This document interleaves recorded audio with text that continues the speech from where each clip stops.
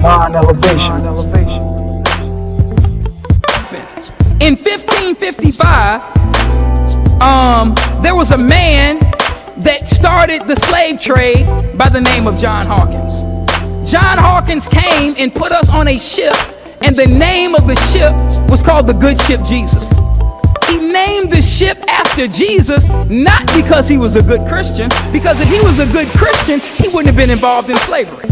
Are you all following me? He named the ship after Jesus to deceive black folks, to get them on the boat.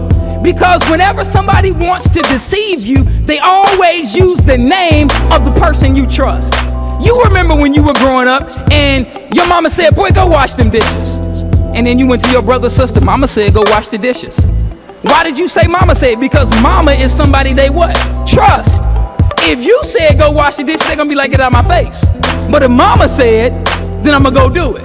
You understand what I'm saying? You look at the Jordan tennis shoes. They use Michael Jordan. Why? Because you love him. And because you love him, you will pay $150 for a shoe that only costs $5 to make. So black people have always loved Jesus. All praise is due to Allah. So they put Jesus' name on the boat to deceive you with your love of Jesus to get you on the ship. Now you on the ship, next thing you know, they run up the Skull and Bones and you're in slavery. Are y'all following me? So the process of breaking black people down, because you've always wondered, man, if we were so great, if we was kings and queens, what happened?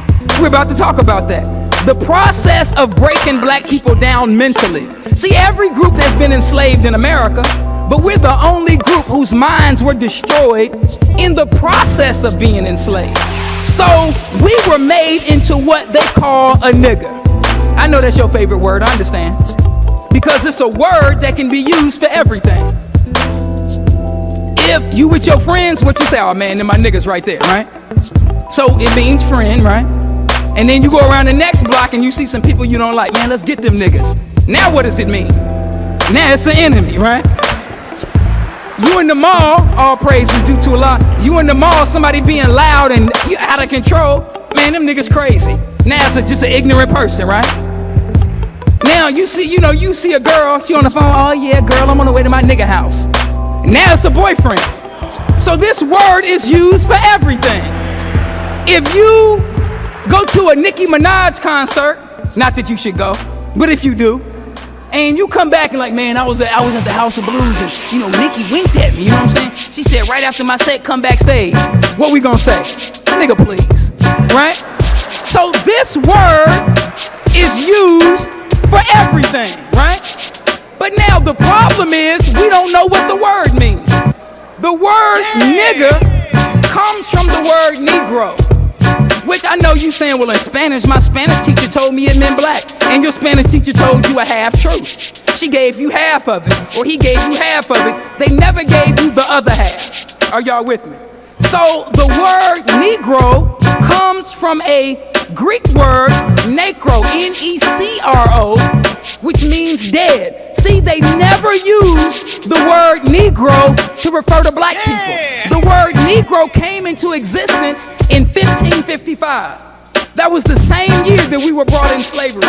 Before 1555, they always used the word Moor to describe black people. So you read Shakespeare's play Othello. The name of the play is Othello, the Moor of Venice, meaning Othello, the black man of Venice. Are y'all following me? They never referred to us as Negroes. They always referred to us as Moors. But when slavery started, then they started to refer to us as Negroes. See, when God raises up a messenger, he gives the messenger foresight, and then he gives him insight. So the most honorable Elijah Muhammad said that the word Negro comes from this word Necro, which means dead.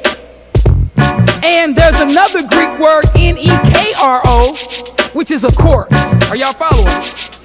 So the reason that they used Negro in 1555 as opposed to Moor or Moreno is because the process that black people were put in made us what? Mentally dead. And that's where we've been ever since. So if you look at black people, now I know what you say, man, we ain't dead. See, See, the word dead has more than one meaning, right? If you pick up the phone and there's no dial tone, what do you say? Mama, mama, phone dead, right? You go to a party and nobody's dancing. Yeah. What do you say? Man, this party dead, right? You at a Chief Keef concert and Chief Keef on stage. Now, before I say this, all the old people don't get mad. But Chief Keef on stage talking about 300, right? And everybody looking at Chief Keef like this. You say the concert is what?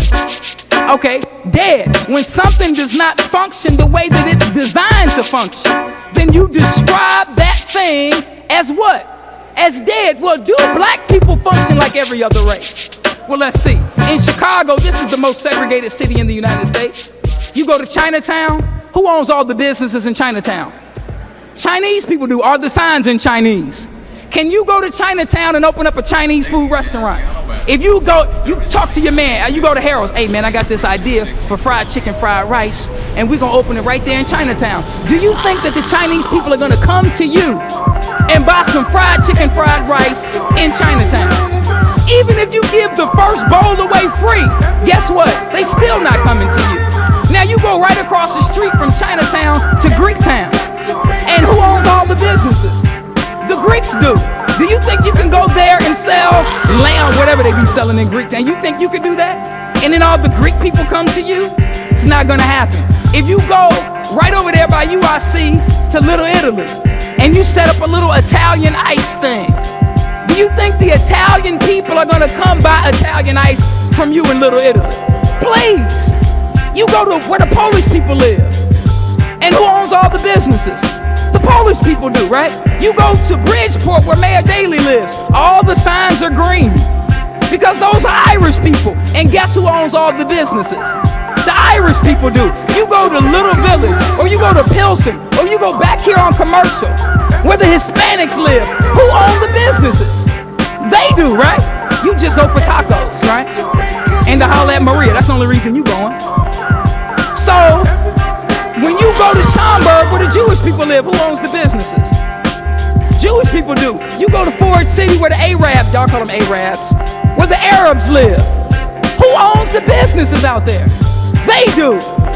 And then you come to the black community. And who owns the businesses? Everybody but us, right? What is that telling you? That we are the dead. Because everybody else, nobody has to come in front of no Chinese people and give a speech. See, we gotta do Chinatown for the Chinese children so we can have jobs, so we can have a future, so we can do this for ourselves. They don't need no speech. You're the only people that need a speech to open a business. That don't make no sense. And then after the speech, you still debating. I mean, it's a jewel right across the street. I'm saying, Muhammad and they're talking about grocery stores, but it's a jewel right there. I'm just saying, that don't make no sense to me. But you don't own jewel. They replaced you. You used to work on the cash register. They replaced you, and now people ringing themselves out. All praise is due to Allah. So we wonder why our children, all praise is due to Allah, why our children are on the train robbing people for iPods. Because their parents didn't open no businesses. If I'm Chinese and my father got 10 dry cleaners, man, I ain't gotta rob nobody for an iPod. And I don't have to go to college if I don't want to. Because I got 10 dry cleaners getting all this money from black people.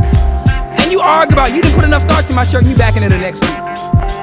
If I'm an Indian and I don't want to go to college, my father owned 20 Dunkin' Donuts. And I don't even have to go. I can sit at home and watch TV. I'm never going to be poor. But if you don't get off your butt and do something, you will be homeless. Because our parents haven't done that for us the way every other race has. All praise is due to Allah. Mind elevation, knowledge for the streets.